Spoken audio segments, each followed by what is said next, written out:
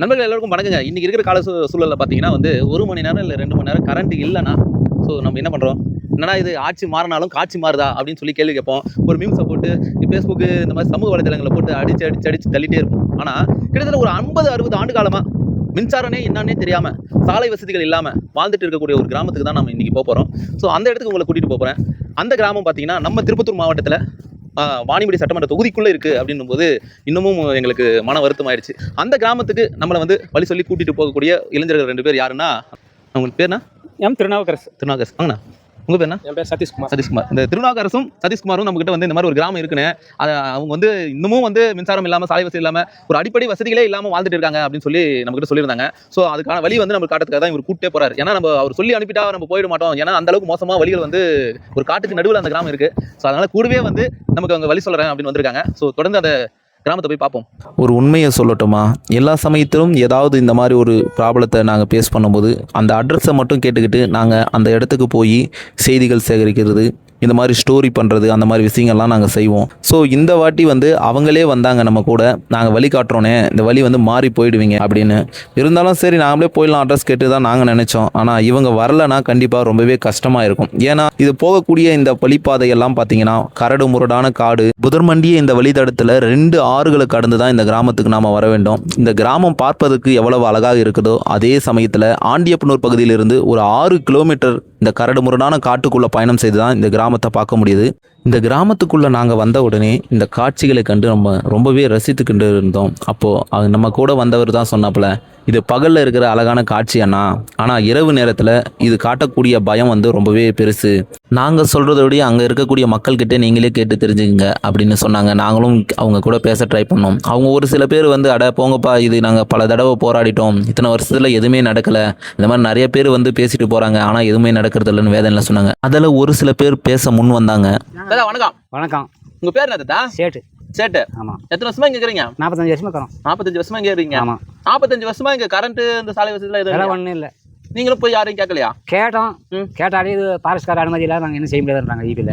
சரி, இப்போ அதுக்கு அடுத்த வழி என்ன பண்ணீங்க? அடுத்த வழியை நாங்கள் அங்கே மனு கொடுத்தோம். மனு எங்கெல்லாம் கொடுத்தீங்க? மனு சிஎம் கொடுத்தோம், ஸ்டாலினுக்கு கொடுத்தோங்க, அப்புறம் மினிஸ்டருக்கு கொடுத்தோங்க, கவர்மெண்ட்டுக்கு, அப்புறம் அம்மா ஆட்சியில் அவளுக்கும் கொடுத்தோம், ஜெயலலிதா அம்மாளுக்கு. எல்லாம் எதுக்கு கொடுத்தோம், எந்த நடவடிக்கையும் எடுக்கல. பாரஸ்கார் முக்கியமாக இப்போ அவங்க அனுமதி வேணுன்றாங்க.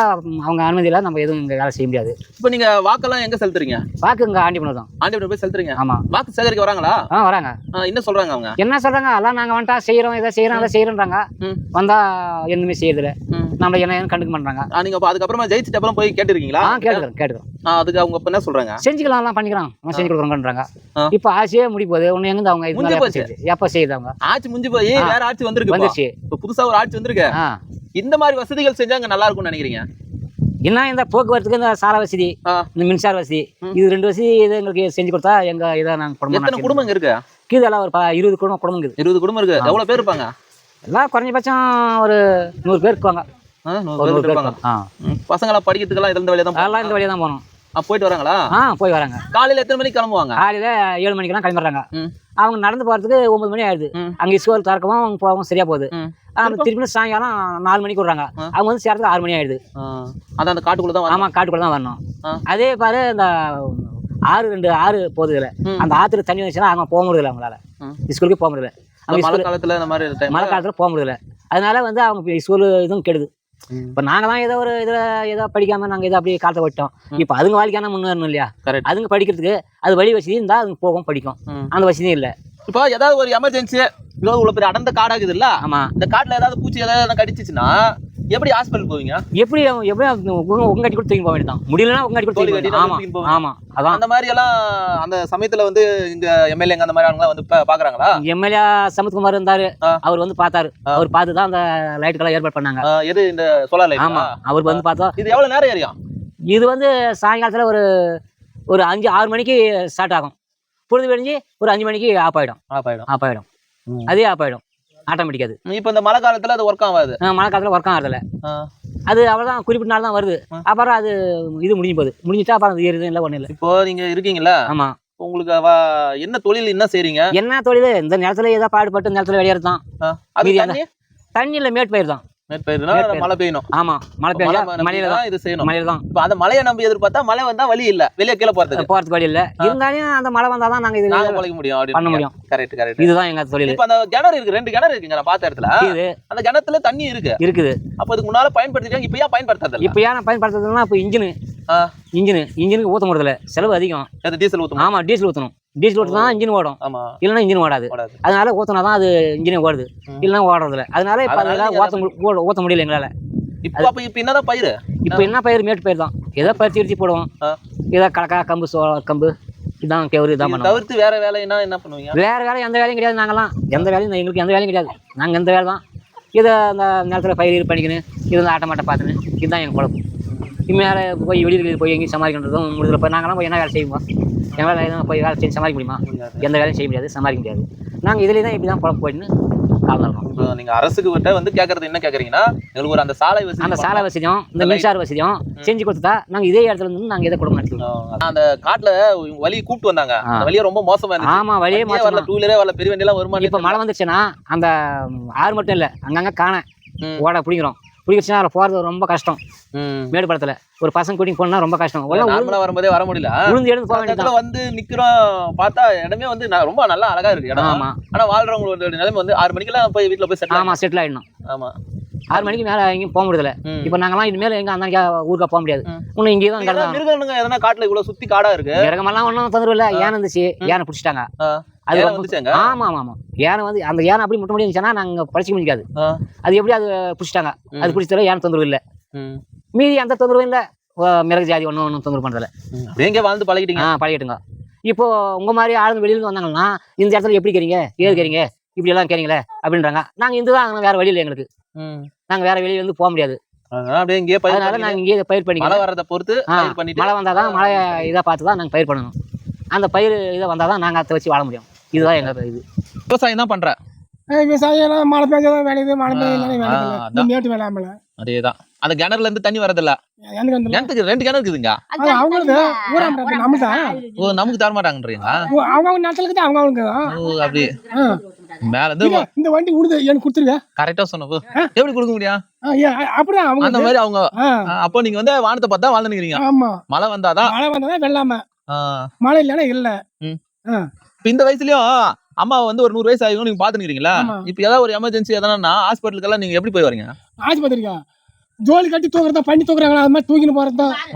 எண்ணாட்டம் ஆள் தயார் பண்ணி தூக்கின்னு போய் எத்தனை கிலோமீட்டர் போனோம்? ஆண்டிமனூருக்கு 5 கிலோமீட்டர் தூக்கினே போனோம். தூக்கின்னு தான் போகணும். கிளம்பஞ்சானே இறக்கி தூக்கின்னு போனோம். அது அந்த நடுவுல அந்த தண்ணி வந்துச்சுன்னா 2 ஆறு கடந்தா நான் வந்தப்போ அந்த ஆத்துல எப்படி மழை அதிகமா பெஞ்சானா ஆளே போக முடியுதுல்ல. நம்ம வெயிட் பண்ணி தான் இருக்கணும். இங்க ஏதாவது மிருகம் அந்த மாதிரி விஷயங்கள்லாம் என்ன வருதா? யானை வருது, இது வருது, பண்ணி வந்துச்சானா கலக்கா காலத்துல ஒரு கலக்கா புழங்க முடியுதுல்ல. நடுவில் அப்படியே வாழ்ந்துட்டு இருக்கீங்க. ஆமா, இந்த கவர்மெண்ட் கரண்ட் கொடுக்க மாட்டேங்கிறாங்க, ரோட்டு வசதி வழி வசதி பண்றாங்க. எங்க பண்றாங்க? நீ ஓட்டு போடுறியா? ஓட்டு கேட்க வராங்களேங்க. அப்ப என்ன சொல்றாங்க? இந்த மாதிரி சாலை போட்டு தரேன், நாங்க நல்லதான் பண்றோம், நாங்க பண்றோம், எங்களுக்கு போடு பண்றாங்க. நான் நம்பிக்கையில நாம போட்டாக்க சரி, வந்துட்டாக்க சரி, அதோட சரி. இந்த வாக்களை திரும்பியே பார்க்கல. என்ன பண்றது? என்ன வந்தா நல்லா இருக்கும் இந்த இடத்துக்கு? இப்போ என்ன வேணும்? இப்போ ரோட்டு வசதி, கரண்ட் வசதி தான் வேணும் முக்கியமா. அது இருந்தா போதும். சரி சரி, அதான் கேட்டுக்கலாம். ஏன்னா நான் வரும்போது ரொம்ப ரிஸ்கா தான் காட்டுவாங்க. எப்படி வழி ரொம்ப மோசமா இருக்குது. அதான் ஒரு எமர்ஜென்சினா எப்படி போவாங்க இவங்க அப்படின்னு தெரியல. அதனால இந்த ஆத்துல தண்ணி போனா ஆளு போக முடியாது, அந்த ஆத்துல போனாக்க 2-3 காட்டி போக முடியுதுல்ல. கிராஸே பண்ண முடியாது. போனா ஈஸ்வரா ஆண்டிமனூர் போனதான் இந்த தண்ணி மழை மாடு முடிச்சுன்னா 8-10 மழை மாடு முடிச்சுன்னா போக முடியுது இல்லையா? இதே பிரச்சனை தான். இல்ல எங்க எங்களுக்கு நிலங்காடு சொல்லு, அங்க போறேன். யார் கொடுப்பாங்க இவ்வளவு நிலத்தை? கவர்மெண்ட் கொடுக்கணும். மொத்தல விளக்கு கரண்ட் கொடுங்க, ரோடு வசதி பண்ணுங்க, இங்கேயே தருங்க, இல்ல நிலம் கொடுங்க. எங்கண்ணா எங்களுக்கு விவசாயம் தவிர வேற எதுவும் தெரியாதுன்றீங்க? விவசாயம் இந்த விவசாயம் தான். கூலிக்கு போனா ஆண்டிமனூர் கூலிக்கு போனா 200 ரூபாய் தலை போய் தலை வருது கூலி அவங்க கொடுக்கறதுக்கு. அது 200க்கு என்ன வாங்கலாம் சொல்லு? விக்கிற விலைவாசி என்ன வாங்கலாம்? இந்த விலைவாசிக்கு என்ன வாங்க முடியாது. 200 வச்சு என்ன சமாளிக்க முடியும்? பொண்ணை வந்து கட்டி பார்த்து என்னன்றாங்க, இந்த கார்ல யார் நடந்து வருவாங்க, வழி சரியில்லை, இந்த எப்படி வருவாங்க, இந்த போடா இந்த கார்ல போய் யாரு வருவாங்க உள்ளவன்றாங்க. இப்போ நான் போய் ஒரு கல்யாணம் பண்றேன் அப்படின்னா போய் பொண்ணு கேட்டா கொடுக்க முடியல. இந்த வந்து போற வழியெல்லாம் பார்த்து வந்து காட்டுக்கு வெளியே வந்து பொண்ணு கொடுக்குறேன் அப்படின்னு சொல்றாங்க. காட்டுக்கு வெளியே வா, அங்க இருந்தா நான் கொடுக்க மாட்டோம். காட்டுல உள்ள நான் கொடுக்க முடியாது. அந்த பிரச்சனை இருக்குது. 75 ஆண்டுகள் இருளோடு போராடும் இந்த கிராமத்திற்கு எப்போது விடியல் வரும்? மின்விளக்குகள் இல்லாமல் மண்ணெண்ணெய் விளக்குகளில் படிக்கும் மாணவர்களுக்கு எப்போது மின்விளக்கு ஒளிரும்? 100 வயது தாயை பார்த்து கொள்ளும் அந்த மகனின் வீட்டில் எப்போது மின்விசிறி சுழலும்?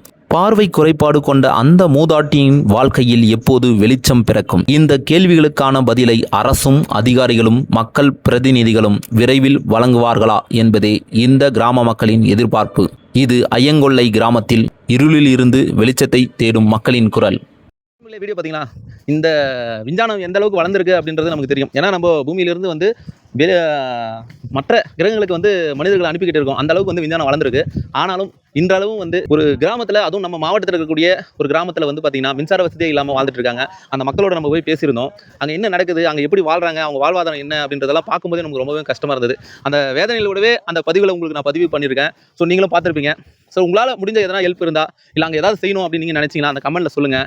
ஸோ அந்த கிராமத்தை நீங்களும் போய் பாருங்கள். உங்களால் முடிஞ்ச மாதிரி ஏதாவது சோலார் அந்த மாதிரி ஏதாவது விஷயங்கள் செய்யிருந்தாலும் செய்யுங்க அந்த கிராம மக்களுக்கு. ஸோ இந்த வீடியோ மூலிமா நம்ம அரசாங்கம் ஏதோ கவனத்துக்கு இந்த வீடியோ சின்னதாக ஒரு ஹெல்ப் பண்ணும் அப்படின்ற ஒரு நம்பிக்கையில் தான் இந்த வீடியோ போட்டு. மேலும் இந்த போன்ற பல இருளுக்குள்ளே இருக்கக்கூடிய விஷயங்களை வெளிச்சத்துக்கு கொண்டு வரக்கூடிய வேலையை தான் நம்ம தொடர்ந்து செஞ்சுட்டு இருக்கோம். நமது சேனலும் அந்த மாதிரி தான் தொடர்ந்து செஞ்சுட்டு இருக்கு. ஸோ அடுத்த ஒரு வாரத்தில் நம்ம ஒரு நல்ல கிராமத்தை பார்ப்போம். அதுவரையும் உங்களிடம் விடைபெறுவது நான் உங்கள் விஜய் பிரியமானவன்.